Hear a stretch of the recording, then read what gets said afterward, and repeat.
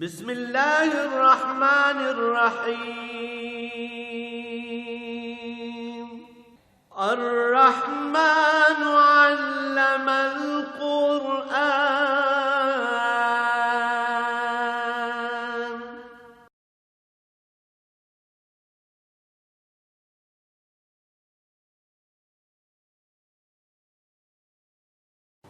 الحمد للہ رب العالمین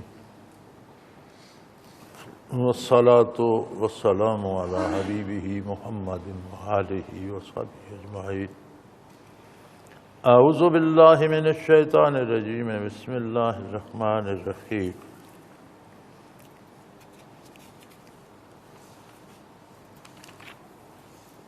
وما ارسلنا من قبلک من رسول ولا نبی الا اذا تمنى القى الشیطان فی امنیتہ فینسخ اللہ ما یلقی الشیطان ثم یحکم اللہ آیاتہ واللہ علیم حکیم.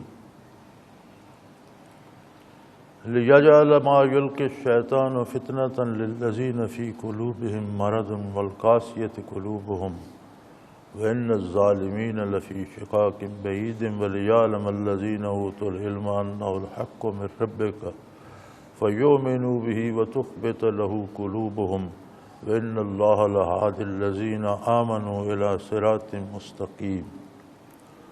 اللهم سبحانك لا علم لنا إلا ما علمتنا إنك أنت العليم الحكيم. مولاي صل وسلم دائما أبدا على حبیبک خیر الخلق کلہم. رب اشرح لی صدری ویسر لی امری واحلل عقدۃ من لسانی یفقہوا قولی. رب زدنی علما.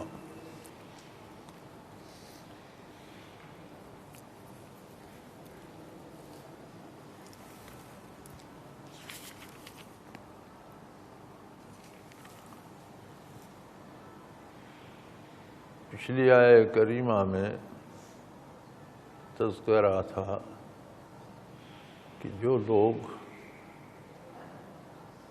انبیاء کا اتباع نہیں کرتے وہ اللہ کی آیات، اللہ کے احکام، اللہ کے ارشادات کا مقابلہ کر کے انہیں عاجز کرنا چاہتے.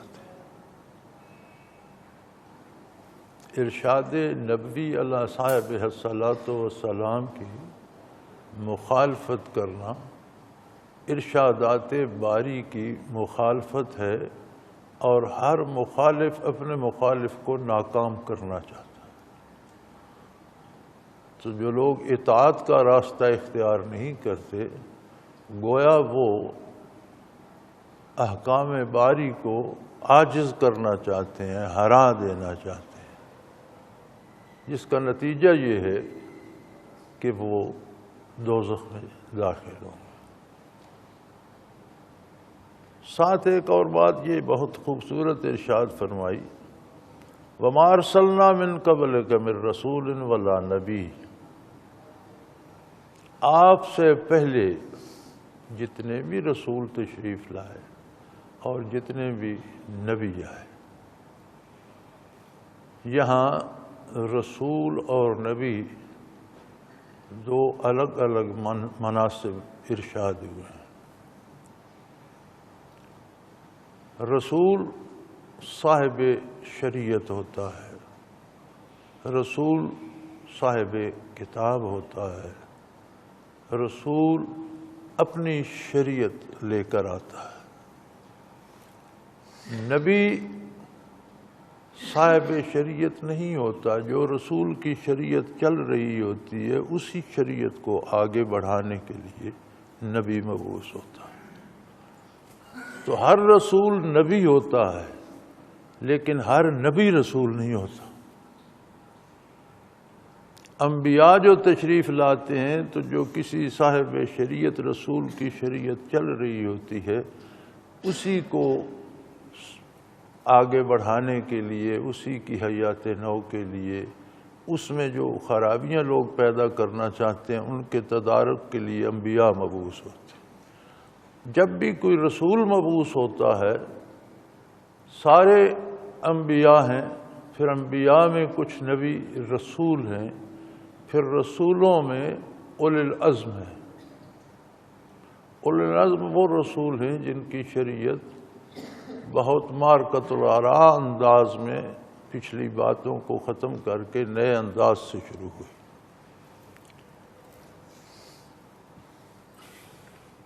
حضرت نوح علیہ السلام، حضرت ابراہیم علیہ السلام، حضرت موسیٰ علیہ السلام، حضرت عیسیٰ علیہ السلام، یہ اولی العزم ہیں۔ اولی العزم وہ رسول ہیں جہاں ایک پوری طرح سے ایک انقلاب آ گیا۔ اولی العزموں کے بعد رسولوں کی عظمت ہے کہ ہر رسول صاحب شریعت ہوتا ہے۔ اس کے بعد انبیاء کی عظمت ہے کہ ہر نبی جو نظام شریعت چل رہا ہوتا ہے اسے حیات نو بخشتا ہے اور اس میں از سر نو مجاہدہ شروع کرتا ہے۔ تو فرمایا آپ سے پہلے جتنے نبی یا جتنے رسول آئے، یعنی استثناء کسی کو نہیں، آدم علیہ نبینا علیہ الصلوۃ والسلام سے لے کر عیسیٰ علیہ السلام تک سارے نبی، سارے رسولوں کا مقدس گروہ ان دو ہستیوں کے درمیان ہے۔ الا اذا تمنا، جب ان رسولوں، ان انبیاء نے ایک تمنا کی، آرزو کی کہ احکام الہی مخلوق کو پہنچائے جائیں اور اس انداز سے پہنچائے جائیں کہ لوگوں کے دلوں میں گھر کریں، لوگوں کو سمجھ آئے، پھر لوگ ان پر ایمان لائیں اور لوگ اللہ کے عذاب سے بچ کر نجات کی طرف جائیں اور اللہ ان پر رحم فرمائے۔ نبی کی تمنا کیا ہوتی ہے؟ اللہ کے دین کا نفاذ، اللہ کے دین کی ترویج، اللہ کا دین لوگوں کو پہنچانا۔ جب انہوں نے یہ محنت کی، آرزو کی اور اس آرزو کی تکمیل کی کوشش کی، القى الشیطان فی امنیتہ، تو ان کی اس کوشش میں، ان کے اس ارشادات عالیہ کو شیطان نے غلط معنی پہنانے کی کوشش کی، اس میں غلط فہمیاں پیدا کرنے کی کوشش۔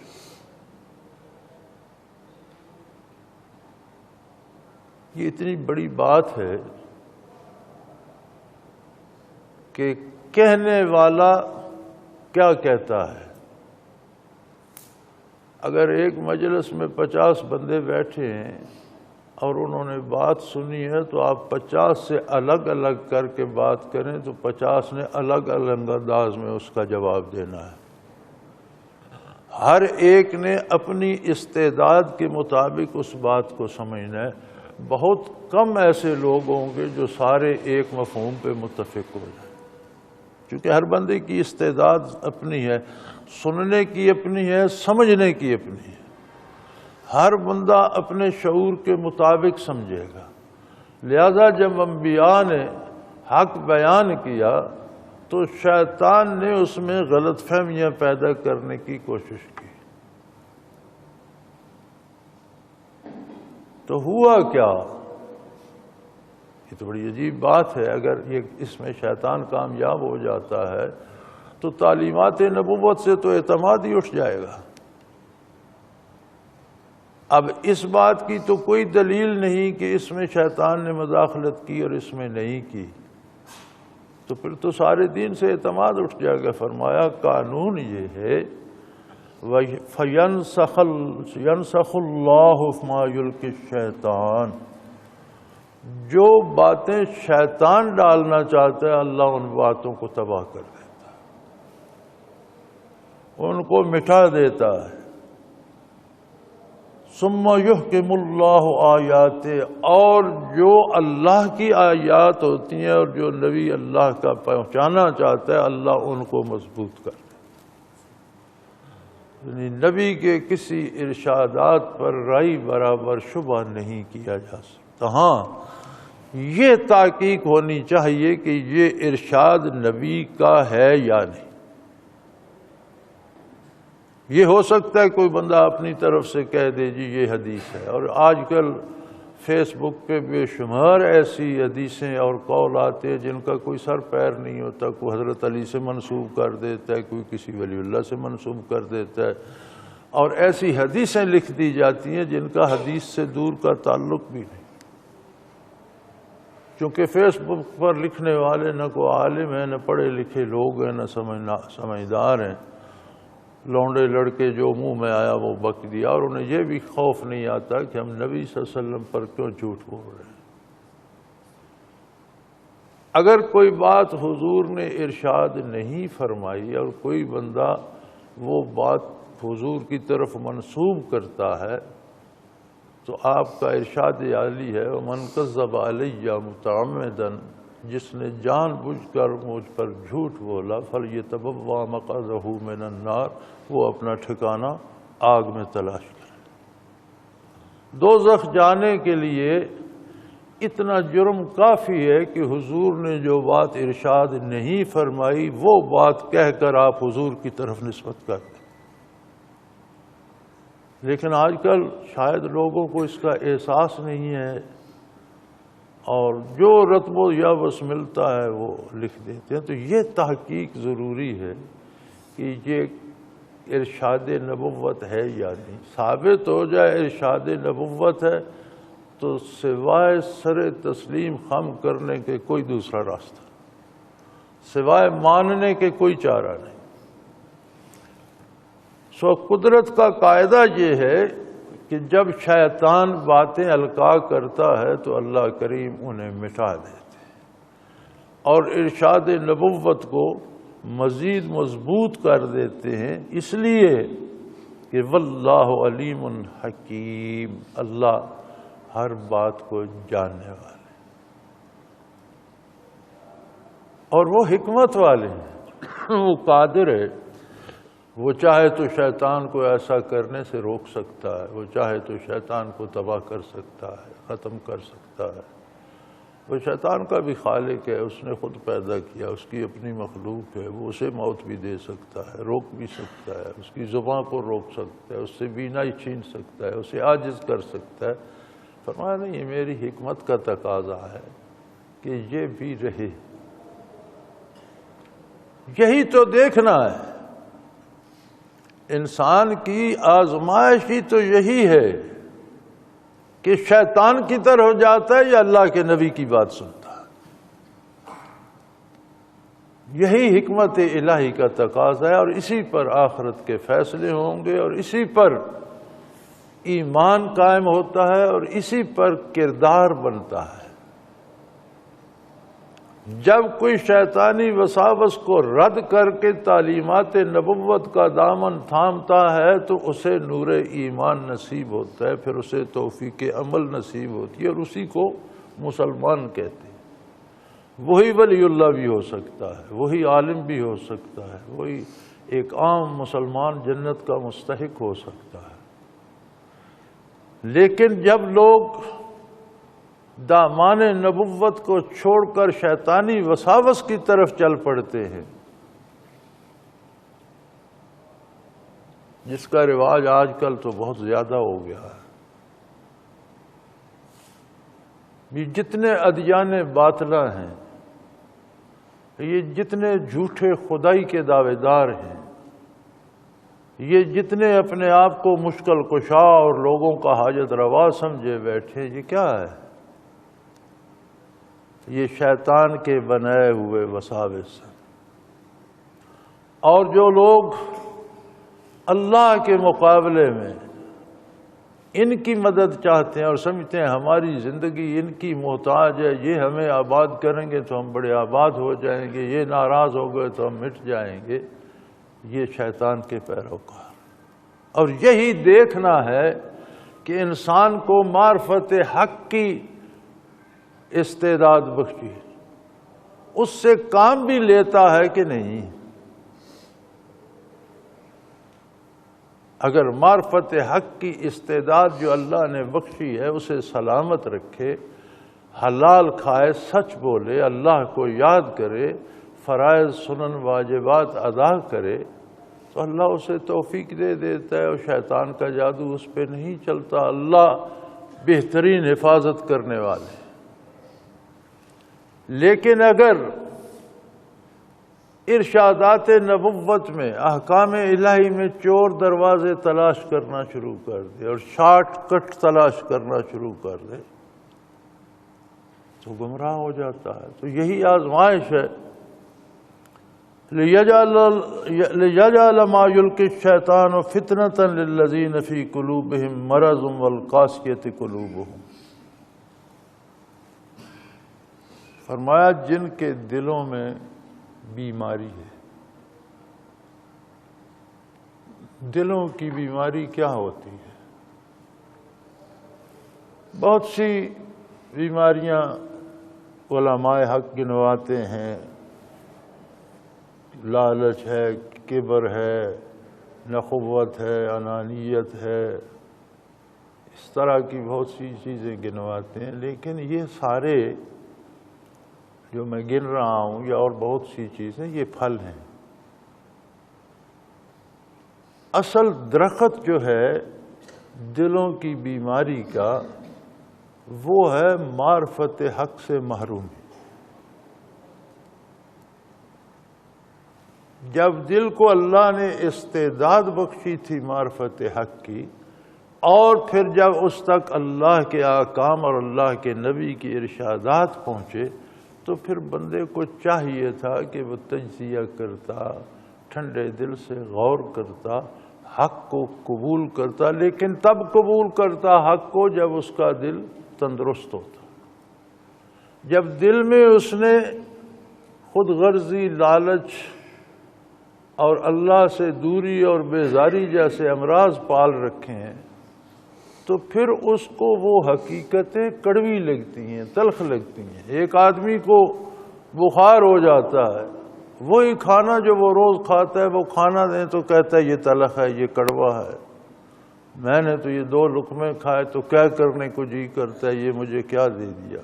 تو کیا کھانے میں کوئی تبدیلی ہو گئی؟ نہیں، بیماری کی وجہ سے اس کے منہ کا ذائقہ خراب ہو گیا ہے۔ دلوں کا عالم بھی یہی ہے۔ جب کوئی اللہ کا در چھوڑ کر غیر اللہ کے در پہ جاتا ہے، اطاعت الہی چھوڑ کر برائی کی زندگی اپناتا ہے، نیکی کو چھوڑ کر برائی سوچتا ہے، تو دل میں ایک مرض پیدا ہو جاتا ہے، پھر حق اسے کڑوا لگتا ہے۔ اسی مرض کی یہاں بات ہو رہی ہے کہ شیطان کے القاء کیے ہوئے باتوں کی کوئی حیثیت نہیں رہتی، اور اللہ کے بندوں کے سامنے وہ اڑ جاتے ہیں، اللہ انہیں اڑا دیتا ہے، ان کی کوئی حیثیت نہیں رہتی۔ لیکن جن کے دلوں میں مرض ہے، جو اللہ سے دور ہیں، جن کے دلوں میں عظمت الہی کا احساس نہیں ہے، ان کے لیے وہ غذا بن جاتے ہیں، چونکہ وہ پہلے مریض ہیں۔ ایک مرض اور اس پہ آ جاتا ہے۔ جب بیماری سے کوئی کمزور ہوتا ہے نا، تو کوئی بیماری اور بھی اسے آ سکتی ہے، اور بھی آ سکتی ہے۔ جب وجود کا ایک نظام ہے اللہ نے جو ترتیب دی ہے، جو وجود کا دفاع کرتا ہے، جب وجود کی قوت دفاع کمزور ہو جائے تو ہر بیماری اسے پکڑ لیتی ہے۔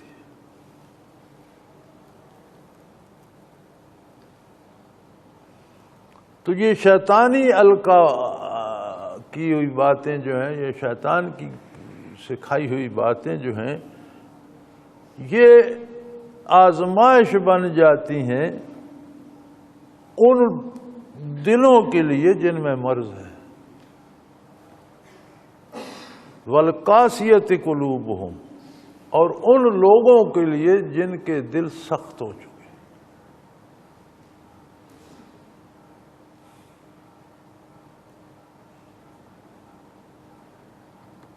بہت فکر کرنے اور سمجھنے کی بات ہے۔ قرآن کریم کا دیکھنا بھی عبادت ہے، پڑھنا سنت ہے، سننا فرض ہے۔ قرآن کی تلاوت سنت ہے، لیکن تلاوت ہو رہی ہو تو خاموش ہو کر ادب سے سننا فرض ہے۔ اذا قرئ القرآن فاستمعوا له وانصتوا، جب قرآن پڑھا جا رہا ہو خاموشی سے متوجہ ہو کر سنیں، تو یہ فرض ہو گیا۔ لیکن اس سے بھی ایک بڑا فرض ہے، اور وہ یہ ہے کہ صرف ثواب جمع نہ کرتے رہیں، اپنے دل میں اس کا تجزیہ کر کے ان باتوں کو دل نشیں کریں۔ یہ ثواب سمجھ کر سننا اور سن کر اٹھ جانا ثواب تو یقیناً ہوگا، اللہ پاک قبول فرمائے، لیکن مقصد صرف ثواب نہیں ہے، مقصد یہ ہے کہ جو تجزیہ ہو رہا ہے اسے سمجھا جائے اور آئندہ زندگی کا لائحہ عمل اس کے مطابق ترتیب دیا جائے، تب جا کر بات بنتی ہے۔ اور یہ بڑا فکر کرنے کا مقام ہے۔ ہم تو بڑے اسے آسان جیسا لیتے ہیں نا کہ چلو جی مولوی صاحب واز فرما رہے تھے تو میں 15 منٹ سن لیا، پھر کچھ اونگ لیا، کچھ سو گئے، کچھ پھر وضو کرنے چلے گئے۔ بات ایسی نہیں ہے، بات ایسی ہے کہ اللہ اور اللہ کے رسول کے ارشادات ہیں، اور جب یہ ارشادات پیش کیے جاتے ہیں تو جب نبی اور رسول پیش کرتے ہیں تو ساتھ شیطان اپنی باتیں القاء کرنے کی کوشش کرتا ہے، تو جب کوئی عام آدمی، ایک عالم، ایک مولوی، ایک مفتی بیان کر رہا ہوگا تو شیطان ساتھ کتنی کوشش کرتا ہوگا۔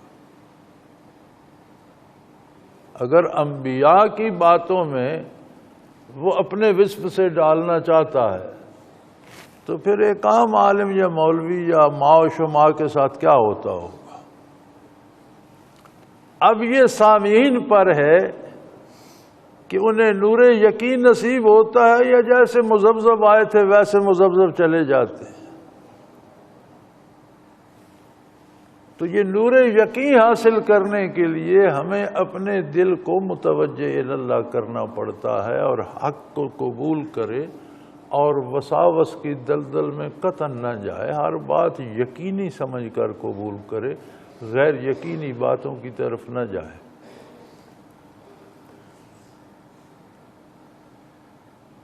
اس لیے کہ شیطان جو باتیں القاء کرتا ہے وہ آزمائش بن جاتی ہیں ان لوگوں کے لیے جن کے دلوں میں مرض ہے، اور دلوں کا مرض بے یقینی ہوتا ہے۔ یقین ہی ایمان ہے،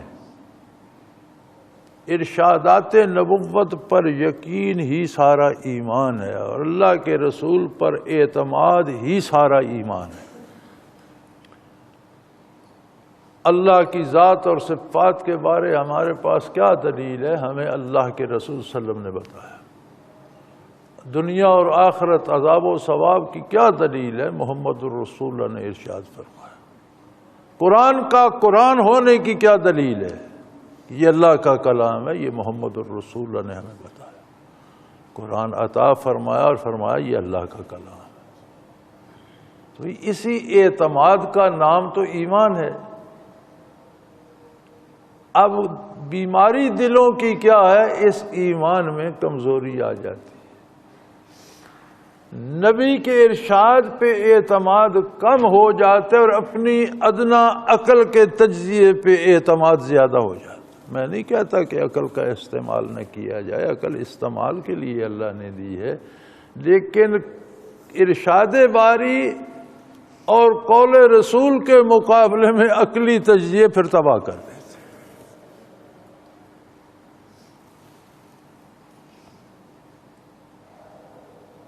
تو فرمایا جن کے دل سخت ہو جاتے ہیں، دل میں جب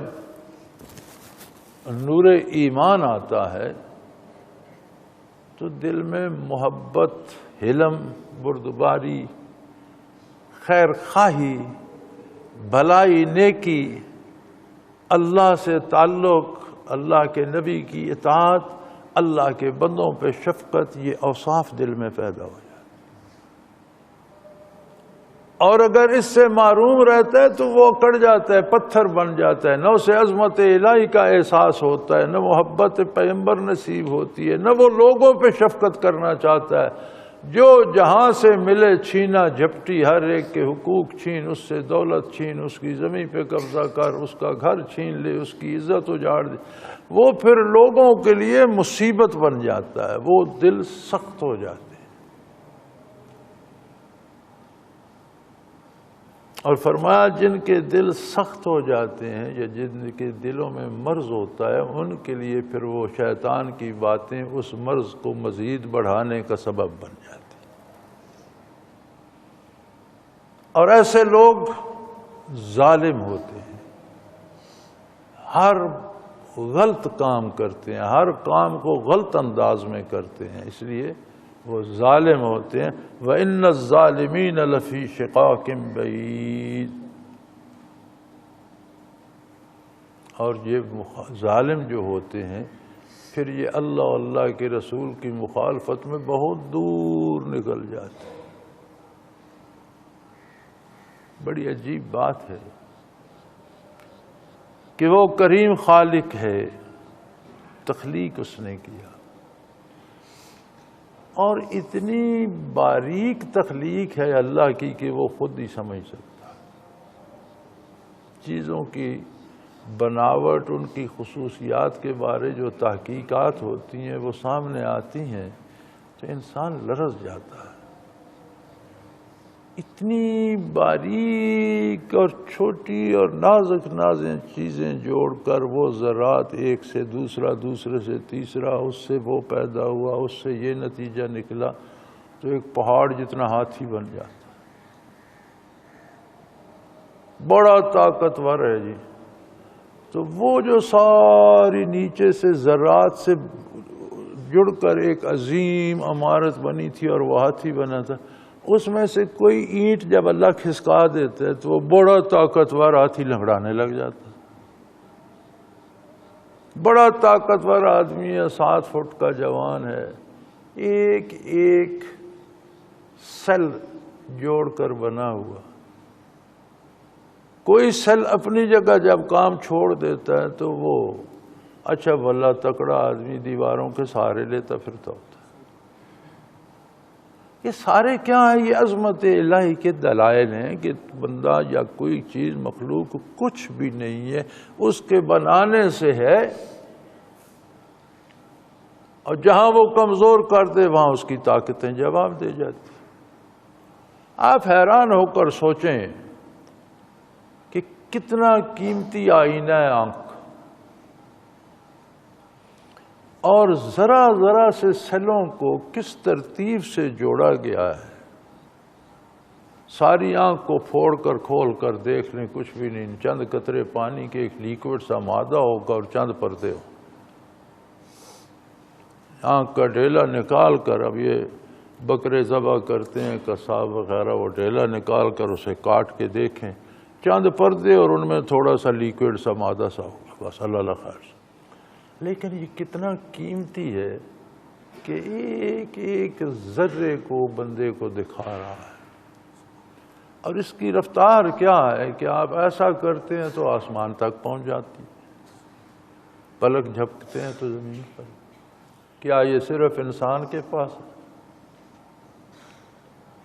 میرے بھائی، اس نے جانوروں کو، پرندوں کو انسان سے زیادہ مضبوط نگاہ دے۔ مادی طور پر آپ گدھ کو اچھا جانور نہیں، اچھا پرندہ آپ نہیں سمجھتے، مردار خور ہے، گند کھانے والا۔ گدھ اتنی بلندی پہ اڑ رہا ہوتا ہے کہ 50 میل کے سرکل میں ہر چیز اسے نظر آتی۔ اس بلندی پہ انسان جائے تو اسے پتہ نہیں کتنی مضبوط اینکیں لگانی پڑیں، ورنہ ہوا اس کی آنکھیں پھاڑ دے، اس کی کوئی اینک نہیں۔ اس بلندی پر سے دوربین کی طرح وہ اپنی آنکھ کو فوکس کرتا ہے۔ عجیب بات ہے کہ 1 مربع انچ کی چیز زمین پر وہ فوکس کر کے دیکھ لیتا ہے۔ میں نے اس کی ریسرچ دیکھی ہے اور اس کی وہ ساری ویڈیو فلم بھی دیکھی ہے کہ وہ اس بلندی پہ اڑ رہا ہے جہاں سے اسے 50 میل کا سرکل نظر آ رہا ہے۔ وہاں سے وہ دیکھنا چاہتا ہے تو جب اس طرح فوکس کرتا ہے تو زمین پر 1 مربع انچ کی چیز جو پڑی ہے وہ بھی اسے نظر آ جاتی ہے.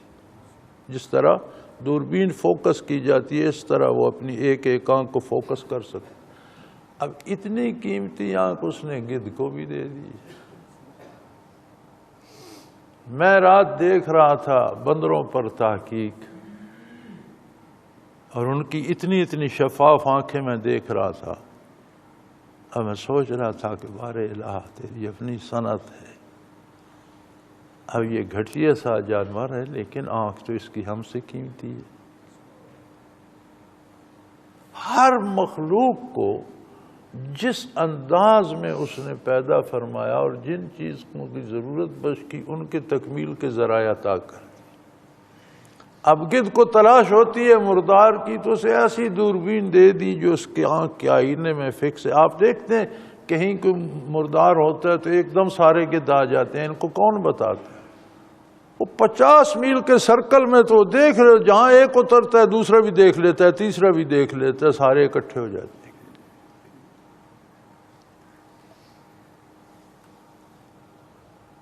یہ نعمتیں اس نے تقسیم کر کے سب سے بڑی نعمت ہمیں دے دی کہ ہمیں انسان بنایا.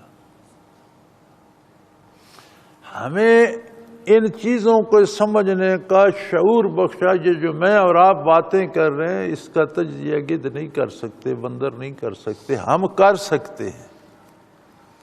اس لیے کہ ہم مکلف ہیں عظمت الہی کو پانے کے، اور یہ تجزیے ہمیں اس عظیم خالق کی عظمت تک لے جاتے ہیں جو ان سب کا بنانے والا ہے.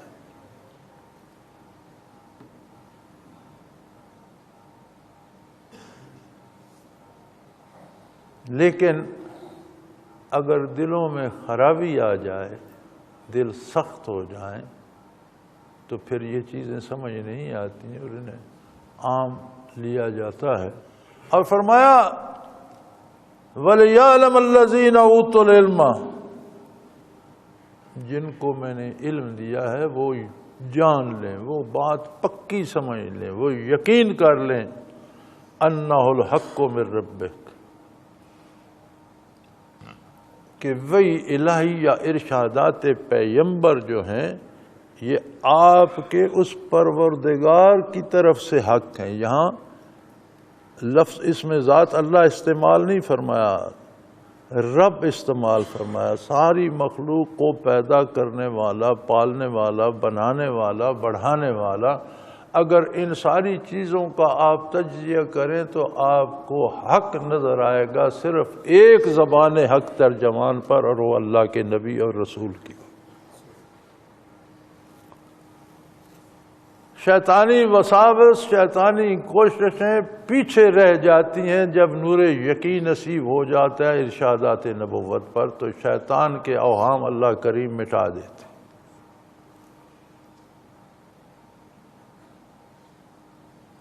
اور یہ حق ہے من ربے کا، تو بھی اسی کی مخلوق ہے. تجھے بھی ذرا ذرا ایک ایک سیل جوڑ کر ایک انسانی وجود میں 10 کھرب سیل ہیں. اب 10 کھرب حصہ آدمی جہاں سے الگ کرنا چاہے تو نہیں کر سکتا، اتنا چھوٹا ہو جاتا ہے. سیل اتنا چھوٹا ہوتا ہے کہ نظر نہیں آتا سیدھی آنکھ سے. مشینوں سے، خوردبینوں سے، وہ بھی بڑی سپیشل خوردبینیں ہوتی ہیں جو سیلز کو دیکھتی ہیں، عام خوردبین سے بھی نظر نہیں آتا. تو اتنے ذرہ ذرہ ذرہ چیزیں جوڑ کر تیرے وجود اس نے کیا کیا بنا دیا. ہاتھ دیکھیں، ہاتھ کی کھال دیکھیں، پاؤں دیکھیں، پاؤں کی کھال دیکھیں. اب جو کام پاؤں کرتا ہے وہ اب ہاتھ سے کہے میں چلنا شروع کر دوں تو وہ نہیں برداشت کر سکتا. پاؤں اپنا کام کرتا ہے، ہاتھ اپنا. وجود کی کھال کے کتنے سیل ہیں، ایک ایک بال میں کتنے سیل ہیں. پھر کس طرح کا نظام حیات بنایا، غذا اور اس کا نظام ہضم، اور اس سے پھر خون اور ہڈیاں، گوشت، دماغ، اور دماغ کا کمپیوٹر کتنا عظیم بات. جس نے یہ سارا تجھے بنایا ہے یہ اس کا ارشاد ہے اور حق ہے.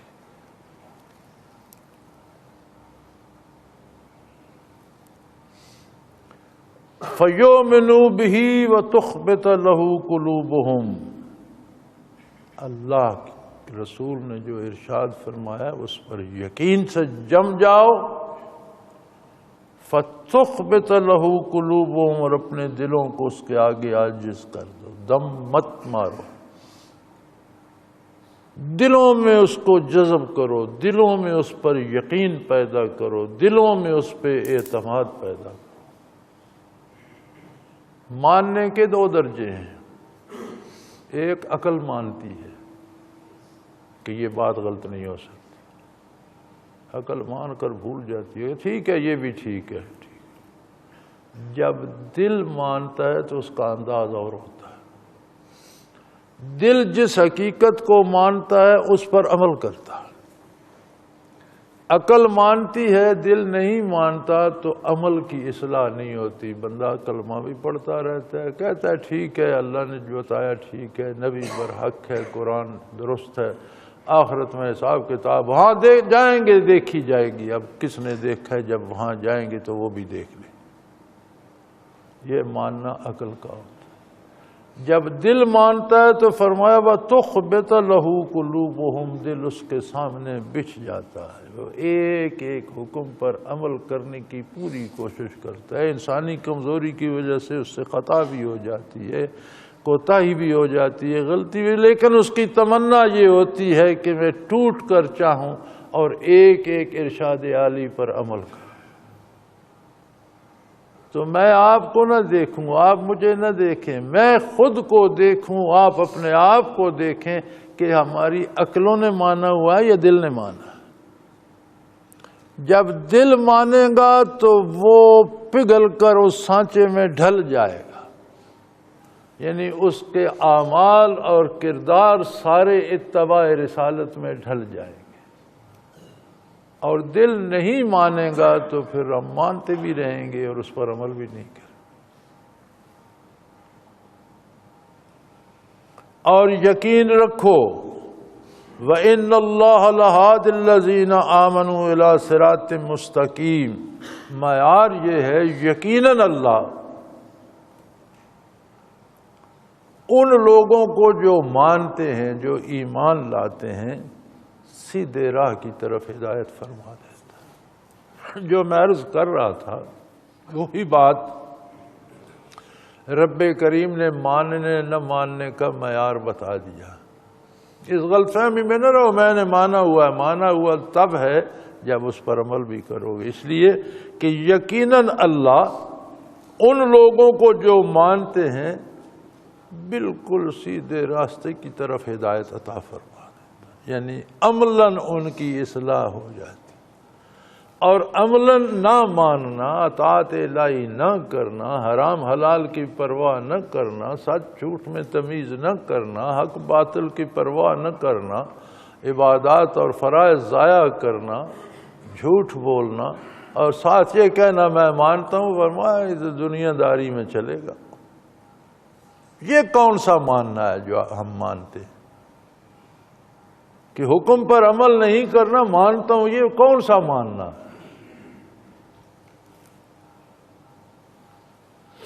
تو یہ معیار قرآن کریم نے دے دیا وَإِنَّ اللَّهَ لَهَادِ الَّذِينَ آمَنُوا، جو یقین کا ایمان لے آتے، جو مان لیتے ہیں، اللہ انہیں رہنمائی کر دیتا ہے، توفیق عمل دے دیتا ہے، اِلیٰ صراط مستقیم، بالکل اس کے سیدھے راستے کی طرف، یعنی اللہ انہیں توفیق عمل عطا کر دیتا ہے، ان کی عملی زندگی اسلام کے سانچے میں ڈھل جاتی۔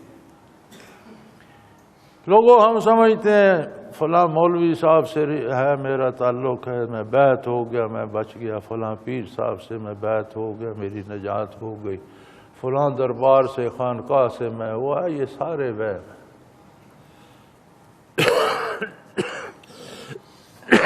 پیر صاحب سے تعلق ہے تو اس تعلق کی نسبت نیکی نصیب ہو جائے تو الحمدللہ بڑا اچھا تعلق۔ مولوی صاحب سے تعلق ہے تو اس تعلق کی نسبت نیکی پر عمل نصیب ہو جائے الحمدللہ۔ اور جس تعلق سے نیکی پر عمل نصیب نہیں ہوتا وہ تعلق نہ ہونا برابر ہے، اس کی کوئی حیثیت نہیں۔ اللہ کریم نے یہ معیار دے دیا کہ یقیناً اللہ ان لوگوں کو صراط مستقیم کی پر چلنے کی توفیق دے دیتا ہے، ہدایت دے دیتا ہے جو ایمان لاتے ہیں۔ ہمارے ایمان کا معیار بھی سامنے آ گیا۔ وَلَا يَزَالُ الَّذِينَ كَفَرُوا فِي مِرْيَةٍ مِّنْهُ حَتَّىٰ تَأْتِيَهُمُ السَّاعَةُ بَغْتَةً أَوْ يَأْتِيَهُمْ عَذَابُ يَوْمٍ عَقِيمٍ۔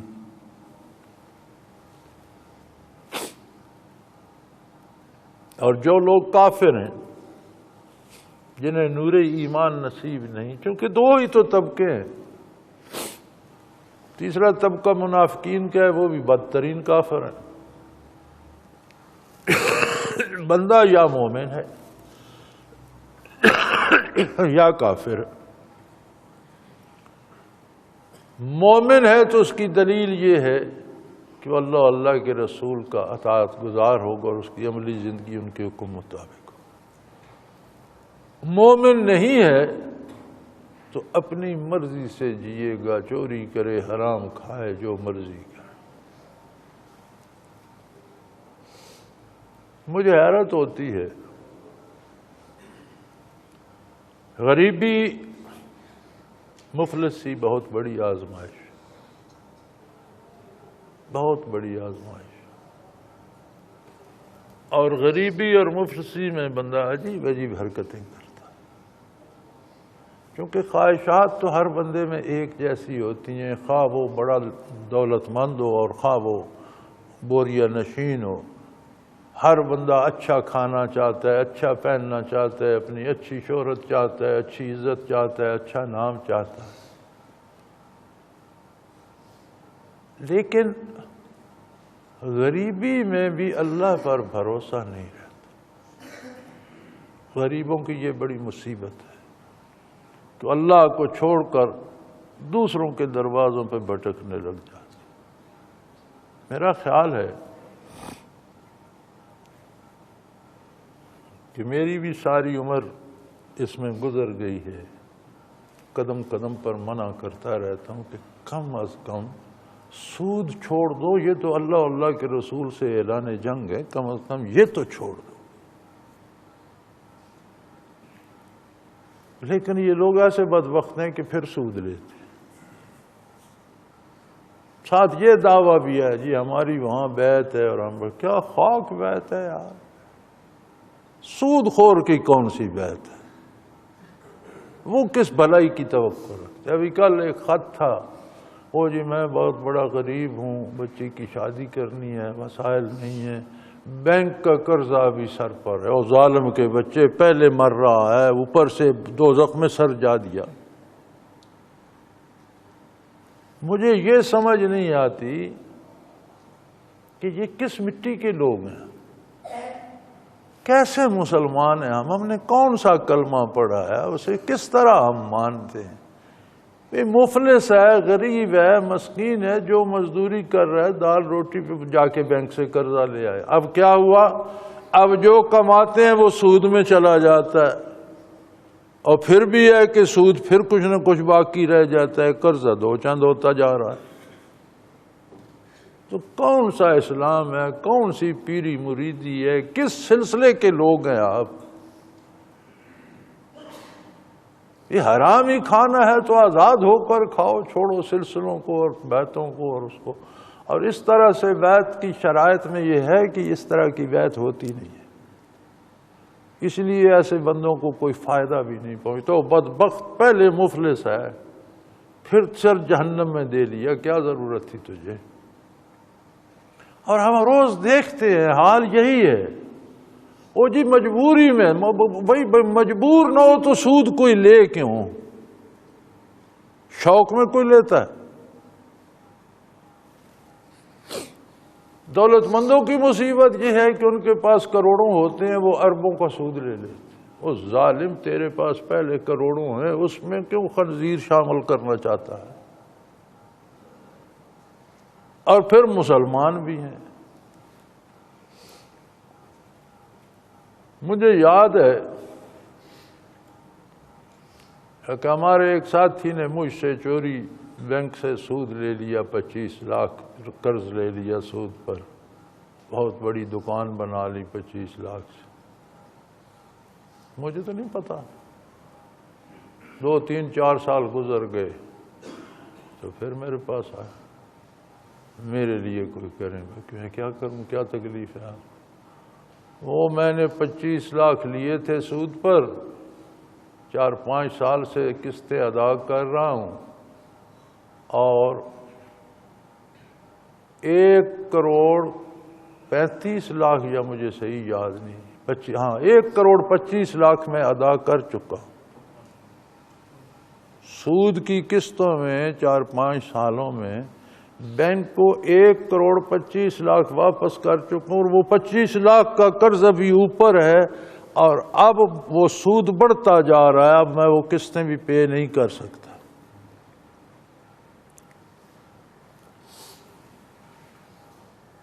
تو پتہ لگا، محکمے سے پتہ کرایا تو انہوں نے کہا جی ان کا تو ابھی 45 لاکھ یا کتنا سود باقی ہے، اور وہ 25 لاکھ اصل الگ ہے۔ 25 لاکھ لیے، 1 کروڑ 25 لاکھ دینے کے بعد وہ 25 لاکھ بھی سر پر ہیں اور 45 لاکھ اور بھی۔ تو بڑی محنت کی، مختلف لوگوں سے کہلوایا، بینک کے بورڈ آف گورنر سے بات کی، اسے دکھایا یار یہ تو غریب بوڑھا آدمی ہے، اس کی بیوی مریض ہے، خود قریب المرگ ہے، اور 25 لاکھ کیا، آپ 1 کروڑ 25 لاکھ لے چکے ہو، اب تو اس کی جان چھوڑ دو۔ تو کئی میٹنگیں ان کی، 2 3 مہینے بعد انہوں نے اتنی مہربانی کی کہ انہوں نے کہا جی چلو سود چھوڑ دیتے ہیں، 25 لاکھ تو اصل تو دے جو اصل قرض لیا۔ وہ پھر 25 لاکھ دے کر انہوں نے جان چھوڑا۔ یار یہ سارا دیکھ کر پھر کیوں سود لیتے؟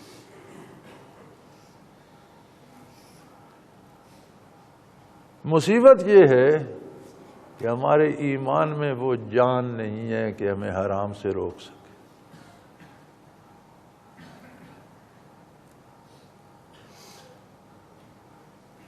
اور یہ نشانی ایمان کے خلاف جاتی ہے، یعنی ایمان اتنا کمزور ہو کہ برائی سے نہ روک سکے۔ فرمایا وَلَا يَزَالُ الَّذِينَ كَفَرُوا، یہ تو کافروں کی عادت ہے، یہ تو کافر ہیں جو ہمیشہ شک میں رفی مریت منہ، ہمیشہ شک میں رہتے ہیں کہ پتہ نہیں ایسا ہے نہیں ہے۔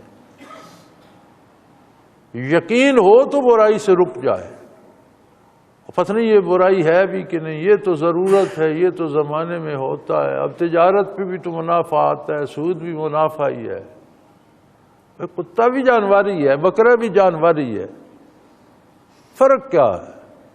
اللہ نے اسے حرام کر دیا، اللہ نے اسے حلال بنایا۔ وہی بکرا بغیر ذبح کیے ہوئے مر جاتا ہے، یار بکرا ہی ہے، مر گیا تو کیا؟ نہیں، فرمایا حرام ہو گیا۔ بھی حرام، حلال بکرا تھا، حرام کیسے ہو گیا؟ اللہ کے نام کے بغیر جان دے دی، حرام ہو گیا۔ وہ بکرے نے اللہ کے نام کے بغیر جان دی تو حرام ہو گیا، تو تو جو اللہ کے نام کے بغیر جی رہا ہے تو حلال رہے گا؟ تو نے اللہ کا نام لیا، تیرے دل میں اللہ کا نام بستا ہے، تیری زبان پر اللہ کا نام ہے، تیرا کردار اللہ والوں کا ہے، تیرے کاموں سے پتہ چلتا ہے کہ تو اللہ کا بندہ ہے۔ تو فرمایا یہ تو کافر کی خصوصیت ہے کہ وہ شک میں رہتا ہے، حتیٰ کہ اسے اچانک اللہ کا عذاب آ لے، اچانک قیامت قائم ہو جائے۔ ارشاد ہے حضور اکرم صلی اللہ علیہ وسلم کا، من مات فقد قام قیامتہ او کما قال رسول اللہ صلی اللہ علیہ وسلم، کہ جو مرتا ہے ایک طرح سے اس کی قیامت قائم ہو جاتی ہے، داخل ہو جاتا ہے عرصہ قیامت میں۔ کیا پتہ کس وقت موت آ جائے۔ فرمایا کافر کی خصوصیت یہ ہے کہ مرتے دم تک برائی سے رکتا نہیں، شکوک و شبہات میں ہی رہتا ہے، ایسا ہوگا یا نہیں ہوگا، یہ بھی لے لوں وہ بھی لے لوں، کچھ ہوگا یا نہیں ہوگا۔ اچانک قیامت آ جاتی ہے، او یاتیہم عذاب یوم عقیم، یا ان پر ایسے دن کا عذاب آ پڑتا ہے جو بندے کو اجاڑ کے رکھ دیتا، عقیم جس کا کوئی آگا پیچھا نہ ہو، ایسا تباہ ہو جائے کہ جس کا کوئی نشان نہ رہے۔ تو فرمایا اپنا اندازہ کرو تم کہاں کھڑے ہو۔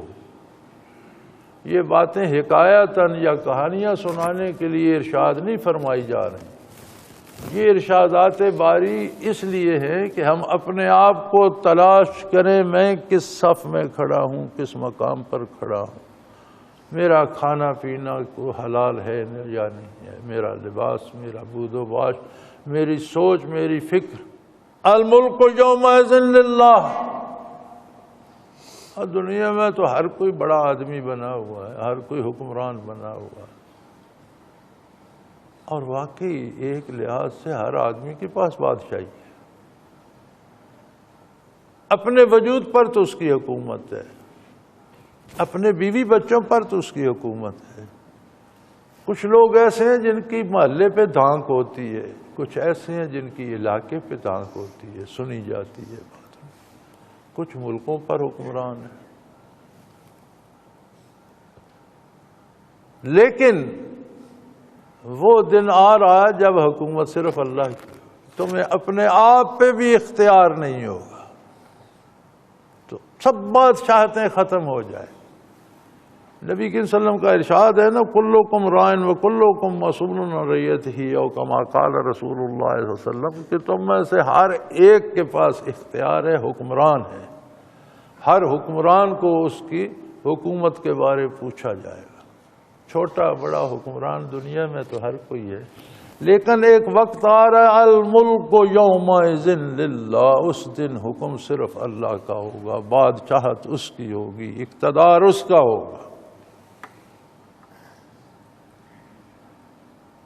یحکم بینہم، پھر وہ مخلوق کے درمیان فیصلے کرے گا، سب بے بس و لاچار ہو، سب کے بس میں سن کر ماننا ہوگا، کوئی سر منہ انحراف نہیں کر سکے گا، چونکہ سب کے اختیارات سلب ہو جائیں گے۔ دنیا میں تو اس نے اختیارات دیے، میری حکومت ہے، میری بات مانو، پیر صاحب کی حکومت مریدوں پر ہے، مولوی صاحب کی مقتدیوں پر ہے، سیاستدان کی اپنی جماعت پر ہے، حکمران کی اپنے ملک پر ہے۔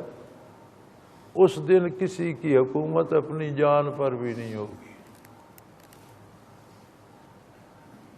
الملک یومئذ للہ، اس دن حکومت صرف اللہ کی۔